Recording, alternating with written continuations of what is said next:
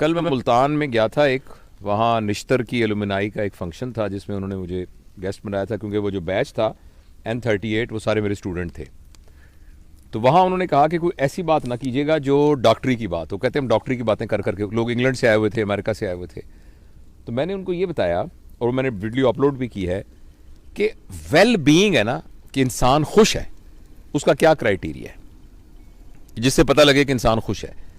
उसमें से एक क्राइटेरिया ये था कि इंसान की सेहत अच्छी होनी चाहिए। अगर इंसान की सेहत अच्छी ना हो तो वो वेल बीइंग क्या है, फर्ज करें उसको बहुत सारे पैसे हैं, उसकी बहुत बड़ी गाड़ी है, उसका बहुत बड़ा घर है, लेकिन अगर उसकी सेहत ठीक नहीं है।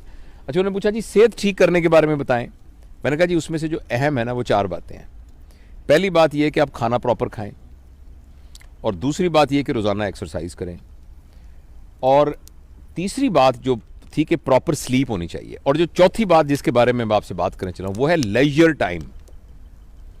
लेजर टाइम क्या होता है? जो आप दुकान पे बैठते हैं वो लेजर टाइम नहीं है, जो आप शॉपिंग करने जाते हैं वो लेजर टाइम नहीं है, जो आप फर्ज करें मैं सर्जन हूं, मैं ऑपरेशन को बड़ा एंजॉय करता हूं, मगर ये भी लेजर टाइम नहीं। Work time is not a leisure time. Leisure time वो होता है जिसमें आपका कोई एजेंडा ना हो। आपने, जैसे हम यहां आए हैं ना, हमारा कोई एजेंडा नहीं है, हमने बैठ के किसी खास मौजू पे डिस्कस नहीं करना, हमें पता भी नहीं हमने किस मौजू पे। तो अपने दोस्तों के पास जाना, अपने प्यारों के पास जाना, और जाके उनके साथ बैठकर बगैर किसी मौजू के बात करना, ये वो बात थी जो पुराने ज़माने में बैठकों में हुआ करती थी।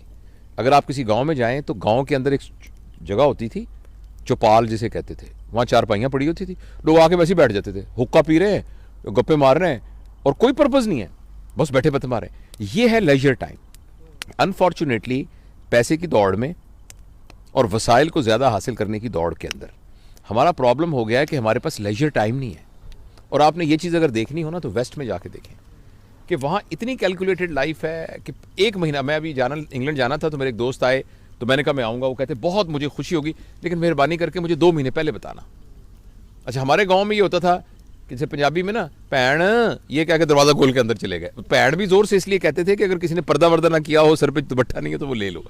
और मुझे याद है मेरे वालिद साहब, वो हम मुल्तान में रहते थे, इस्लामाबाद में भी, कि उनके दोस्त आते थे, रोज़ शाम को दोस्त आते थे और वो आके बैठक में बैठ जाते थे। मुझे कभी हम उनके घरों में जाते, मैं चूँकि अकेला माँ बाप का बेटा था तो अबू मुझे भी साथ ले जाते थे।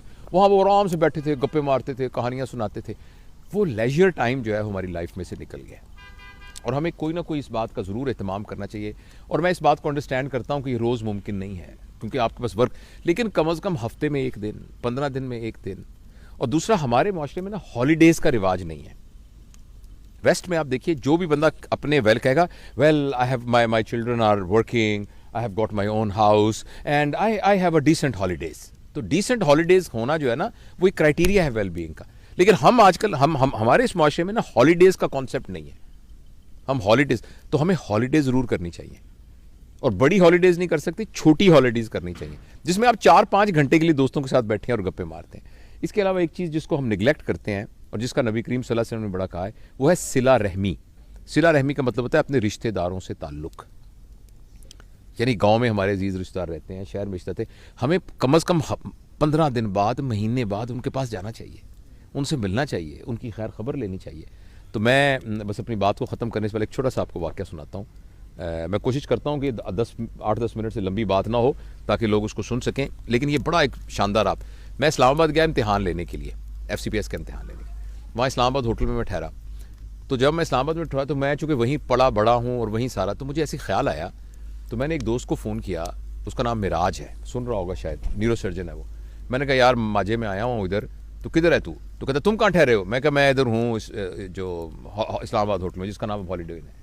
तो वो कहने लगा कि ले, मैं तो उसके सामने सड़क से गुजर रहा हूँ, कौन सा कमरा है तुम्हारा? मैंने बताया, कहता मैं आ रहा हूँ। अच्छा, वो आ गया। अच्छा, इतने में ना उसने कहा यार इसके साथ ही महबूब इलाही रहता है, वो खबरें में काम करता था खबर, तो वहाँ कोई एडिटर शेडिटर था, तो उसने कहा मैं उसको भी बुला लेता हूँ। वो महबूब इलाही भी आ गया। उसके बाद हमारा एक और दोस्त था, तो उसने उसको फ़ोन किया, वो भी आ गया, तनवीर जफ़र, वो आजकल अमेरिका में है, वो भी आ गया। हम चारों जब बैठे ना तो हमने गप्पे मारनी शुरू कर दी, और मेरा जाने का टाइम था जहाज़ का। तो अचानक मुझे कहने लगा यार बिल्कुल साथ वाजिद है, ये सारे मेरे स्कूल के क्लास फेलोज थे, एक न्यूरो सर्जन है, एक जर्नलिस्ट है बहुत बड़ा, और जो तीसरा था तनवीर, वो फॉरेन अफेयर्स में काम करता है आजकल न्यूयॉर्क में। तो वाजिद जो हम में से था ना, उसके वालिद साहब थे दर्जी थे।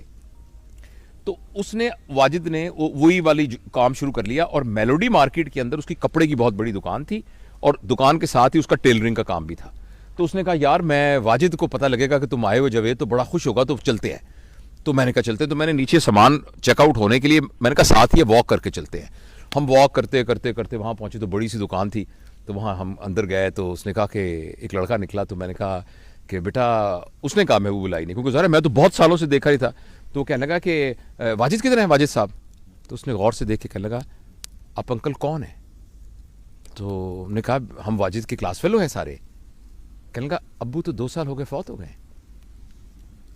एकदम मैं तो शौक में हो गया और महबूब इलाही रोने लग गया, ऐसे करके रोने लग गया। उसने कहा यार तू तो यहां नहीं रहता, मैं तो यहां साथ के मोहल्ले में रहता हूं और मुझे पता भी नहीं मेरा क्लास फेलो 2 साल हो गए फौत हो गया। तो एकदम ना फिर मैंने उस बच्चे को गले लगाया। मैंने कहा बेटा तू हमें बिल्कुल नहीं जानता, हम तेरे चाचे हैं हम, और तेरे अब्बा के दोस्त थे। और बड़ा फिर बैठ के हमने फातिहा पढ़ी और वापसी पे हम सब ने ये फैसला किया कि यार ज़िंदगी का क्या पता है, तो जब तक हम जिंदा हैं हमें अपने दोस्तों से, मिलने वालों से, ताल्लुक़ वालों से राब्ता नहीं मुनक़ता करना चाहिए, उनको मिलते रहना चाहिए। कई लोगों से हम इसलिए नहीं मिलते कि उनसे हमारे ख्यालात नहीं मिलते, या जी उनसे फलानी लड़ाई हो गई थी, फलानी हमारी शादी में वो नहीं आया था, फलाने। ये इतनी छोटी छोटी बातें हैं कि इनको दरगुजर करना चाहिए और अपने प्यारों से, रिश्तेदारों से मिलना चाहिए। और लेजर टाइम, और जिस तरह हम देखें ये अहमद साहब हैं जनाब, डॉक्टर अहमद साहब, और सारे हमारे पूरी फैमिली यहाँ बैठी हुई है और हम इंजॉय कर रहे हैं इस लेजर टाइम को। Thank you.